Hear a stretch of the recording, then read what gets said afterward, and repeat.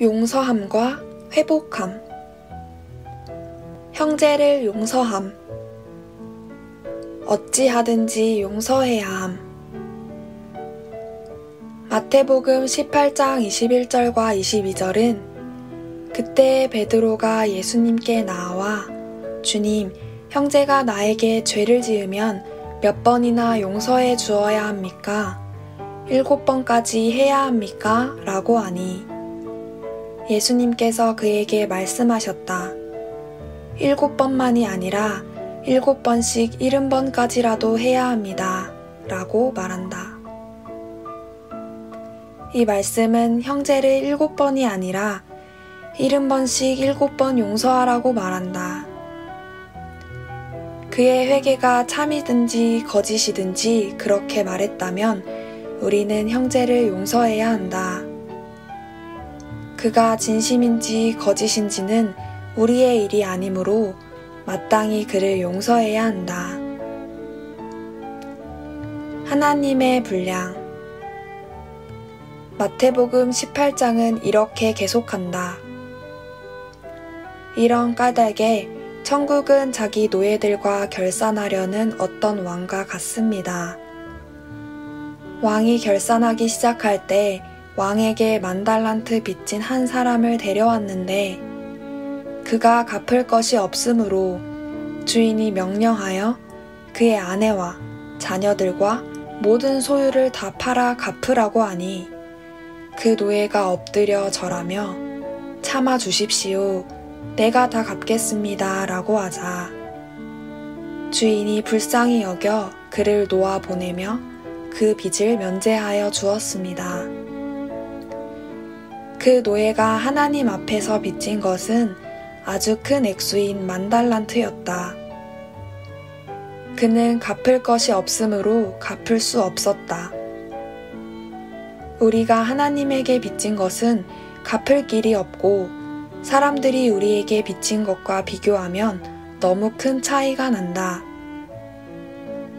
자신이 하나님께 얼마나 빚을 졌는지에 대해 정확히 평가하는 하나님의 자녀만이 형제가 빚진 것에 대해 관대한 용서를 베풀 수 있다. 하나님 앞에서 받은 은혜가 얼마나 큰지 잊어버린다면 우리는 은혜가 지극히 부족한 사람이 될 것이다. 우리가 하나님께 빚진 것을 보아야만 다른 사람이 우리에게 빚진 것이 얼마나 적은지를 볼 수 있다. 주인은 그 노예에게 그의 아내와 자녀들과 모든 소유를 다 팔아 갚으라고 명령했다. 사실 그 노예는 모든 소유를 팔아도 갚을 길이 없었다. 그런데도 그는 주인에게 참아주면 모두 갚겠다고 말했다. 그리고 주인은 그 노예를 불쌍히 여겨 놓아보내고 그 빚을 면제해 주었다. 이것이 바로 복음이다. 복음은 하나님께서 우리 뜻대로 무엇인가를 해주시는 것이 아니다. 우리가 참아주십시오. 제가 다 갚겠습니다. 라고 말할지라도 주님은 우리에게 있는 만큼 먼저 갚고 나머지는 다음에 갚으라고 말씀하시지 않는다. 주님은 단순히 우리가 빚진 것을 다 면제해 주신다. 하나님의 소망. 그리고 28절과 29절은 그러나 그 노예는 나가서 자기에게 100데나리온을 빚진 동료 노예 한 사람을 만나 그를 붙들고 목을 조르며 내가 빚진 것을 갚아라 라고 하니 그 동료 노예가 엎드려 애걸하며 참아주게 내가 갚겠네 라고 하였으나 라고 말한다. 우리는 우리가 하나님께 빚진 것은 10,000달란트이고 다른 사람이 우리에게 빚진 것은 100데나리온에 불과하다는 것을 보아야 한다. 주님은 우리의 큰 빚을 면제해 주셨다. 우리의 동료인 형제가 우리에게 죄를 지었다 해도 그것은 100데나리온에 지나지 않는다. 우리가 하나님께 참아주시면 갚겠다고 말한 것처럼 그도 우리에게 참아주면 갚겠다고 말한다. 그가 우리에게 똑같이 바라고 요구했는데 우리는 왜 그를 용서하지 않는가?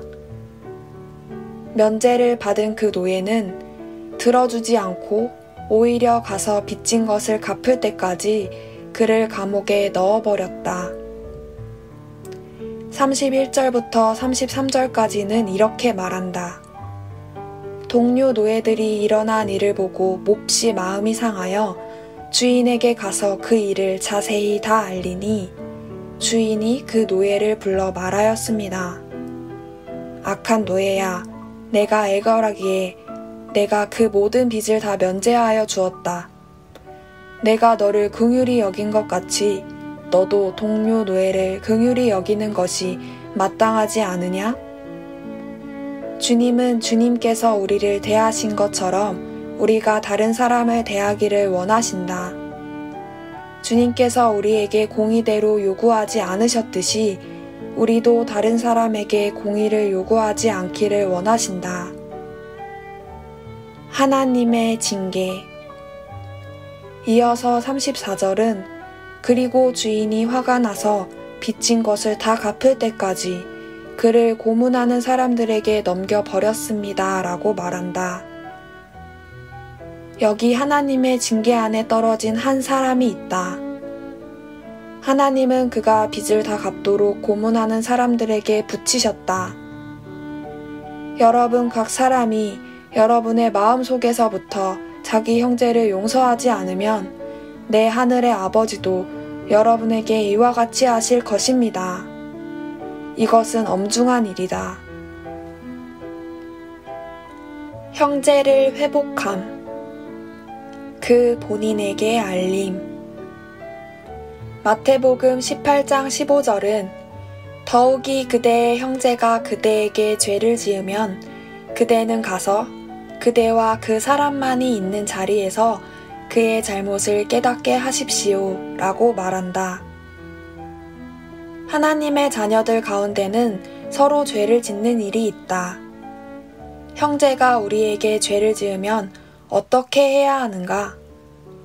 주님은 가서 그대와 그 사람만이 있는 자리에서 그의 잘못을 깨닫게 하십시오 라고 말씀하셨다.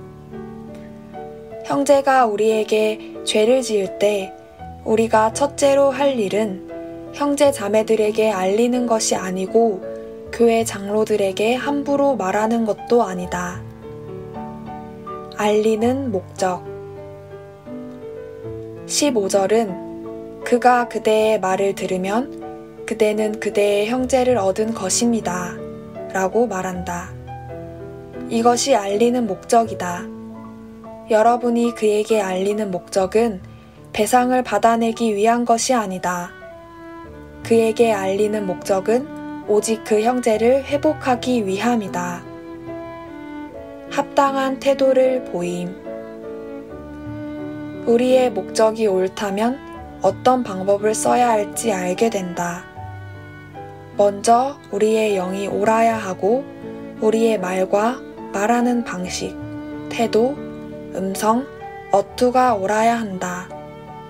이것은 그의 잘못을 지적하기 위함이 아니라 그를 얻고자 함이기 때문이다. 다른 사람에게 알림.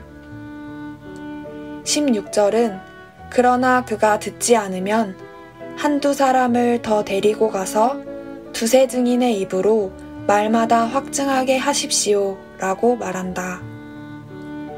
우리가 혼자 형제에게 가서 합당한 마음과 좋은 태도와 온유한 말로 말했는데도 그가 듣지 않는다면 다른 사람에게 알릴 수 있다. 그러나 함부로 다른 사람에게 알려서는 안 된다. 마지막으로 교회의 말함. 17절은 그가 그들의 말도 듣지 않거든 교회에게 말하고 라고 말한다. 우리 혼자 다루지 못한다면 한두 사람을 데리고 가서 처리해야 한다. 그래도 듣지 않으면 교회에 말해야 한다. 여기서 교회에 말하라는 것은 온 교회가 함께 모였을 때 이 일을 언급하라는 뜻이 아니라 교회의 책임 형제들에게 말하라는 뜻이다. 그 형제가 그래도 듣지 않으면 어떻게 해야 하는가? 18장 17절은 이렇게 말한다. 교회의 말도 듣지 않거든 그를 이방인과 세리와 같이 여기십시오. 이것은 엄중한 말이다. 바꾸어 말해서 그가 교회의 말도 듣지 않는다면 모든 형제 자매가 그와 왕래하지 말아야 한다는 말이다. 그가 문제를 처리하려고 하지 않기 때문에 교회는 그를 이방인과 세리와 같이 여기고 그와 교통을 갖지 않는 것이다. 이것은 추방할 정도로 심각하지 않지만 형제들은 그를 이방인과 세리와 같이 여기고 그를 상대하지 않는 것이다. 성도들은 그가 말하는 것을 듣지 않고 떡을 떼러와도 그를 상관하지 않는다. 그의 기도에 대해 아멘하지 않는다. 그가 오면 오고 가면 가는 것이다. 성도들은 그를 외부인처럼 대한다. 사실상 하나님의 자녀가 이렇게 일치된 태도를 보인다면 아주 쉽게 그를 회복시킬 것이다.